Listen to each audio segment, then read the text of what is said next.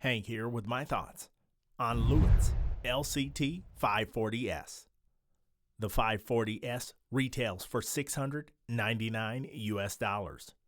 However, at the time of this recording, there's a special deal going on where you can get it for $429 US.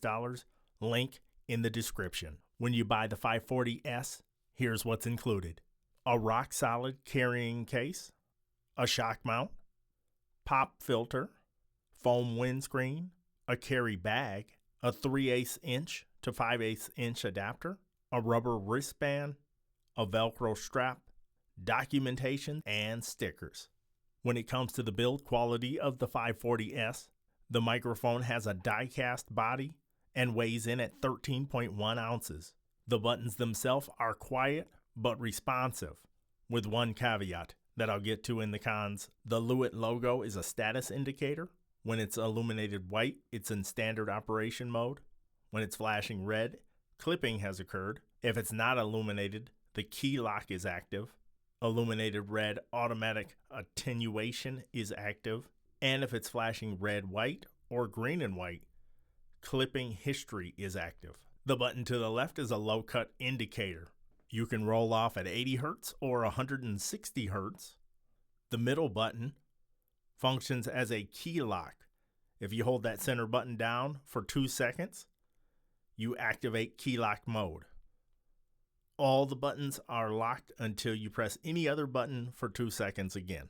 And the right button is the pre-attenuation indicator. So if you press that, you can use that to help you avoid clipping by rolling off 6 dB and 12 dB. You can also activate automatic attenuation by holding that right button down for more than 2 seconds until the indicator turns red.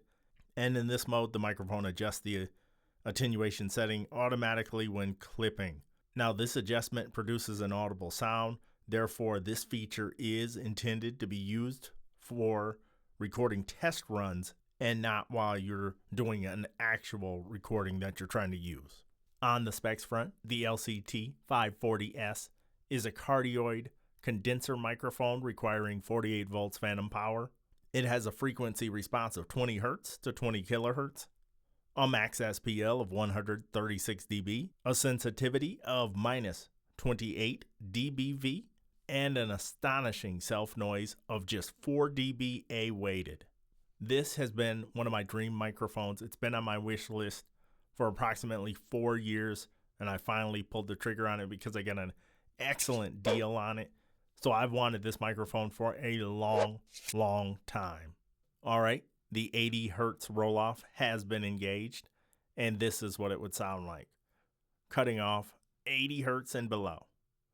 Now I am going to engage the 160 Hertz roll-off. All right, now I've rolled off 160 Hertz, and this is what it sounds like. I can definitely tell it's much thinner now after engaging that. So I'm going to get it back to its normal state. Back in its normal state, you can hear the difference in tonality when that's engaged.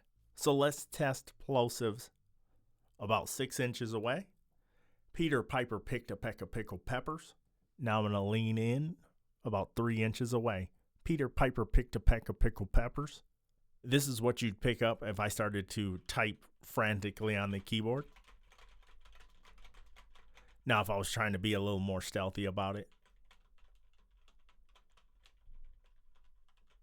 if someone were in the same room as you and they were off to your side a good 2 feet, here's what it would sound like.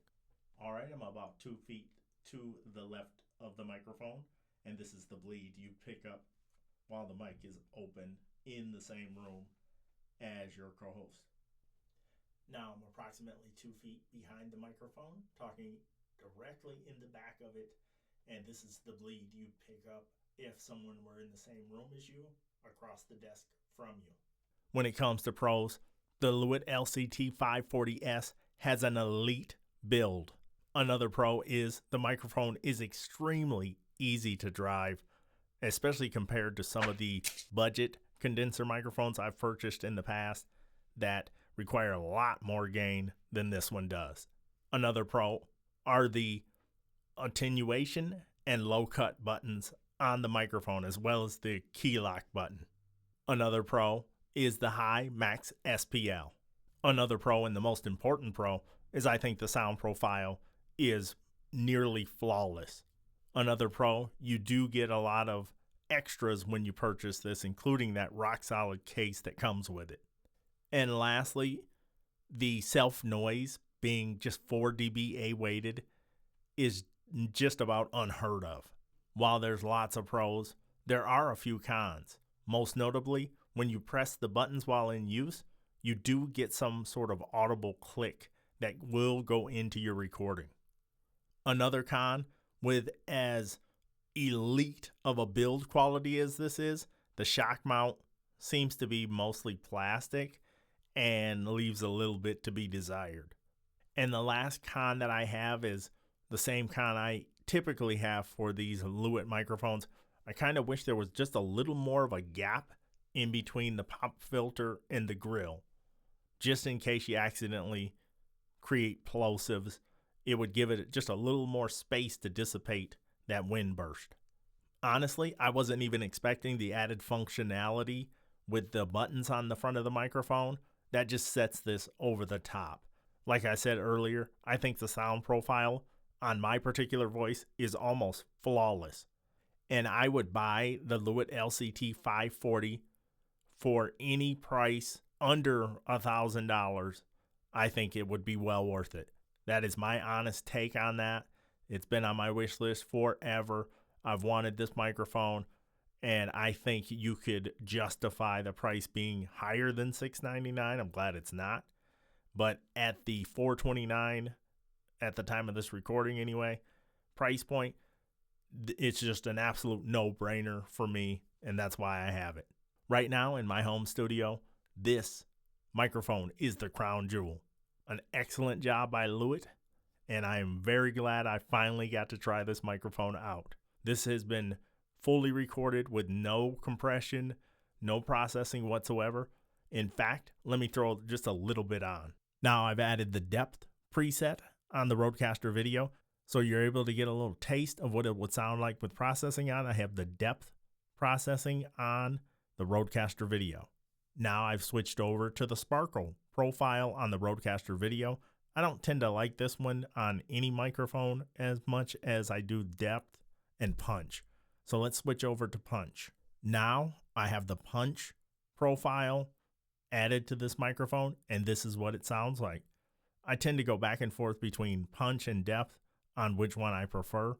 This is what it sounds like with the depth setting on. And I tend to lean to this one more sometimes, and then other times the punch. One last time on punch. Here's the punch preset on the RODECASTER video. How do you like this sound? Now back off again, and this is the flat sound coming from the RODECASTER video. What do you think of the Lewitt LCT 540S? I'd love to hear your thoughts in the comments down below. As always, thank you.